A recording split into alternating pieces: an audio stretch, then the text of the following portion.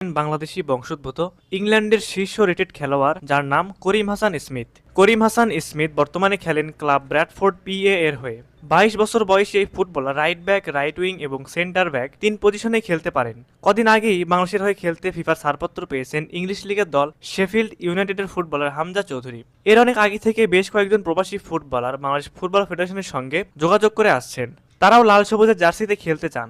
এবার বেশ জোরে সোরেই শোনা যাচ্ছে করিম হাসান স্মিথের নাম। হয়তো খুব শিগগিরই জাতীয় দলে দেখা সম্ভব। ইংল্যান্ডের বিভিন্ন পর্যায়ে খেলা এমন অনেক খেলোয়াড় রয়েছে যারা লাল সবুজের জার্সি গায়ে মাঠে নামতে চায়, কিন্তু বাংলাদেশ ফুটবল ফেডারেশনের অবহেলার কারণে সেই কাজটা আর হয়ে ওঠে না।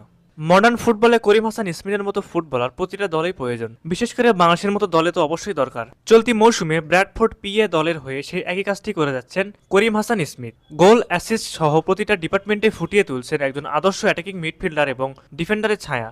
22 বছর বয়সী এই মিডফিল্ডার ইতিমধ্যে জানিয়েছেন লাল সবুজের হয়ে খেলতে চান তিনি। করিম হাসান স্মিথ তার বাংলাদেশি সোমালি মায়ের মাধ্যমে বাংলাদেশের প্রতিনিধিত্ব করার যোগ্য এবং তার বাবা একজন জামাইকান। তিনি পূর্বে ইংলিশ তৃতীয় স্তরের ক্লাব বার্নসলে এফসির অনূর্ধ্ব 21 দলের হয়ে খেলেছেন এবং বর্তমানে ইংলিশ চতুর্থ স্তরের ক্লাব বেডফোর্ড পিএ এর হয়ে খেলেন।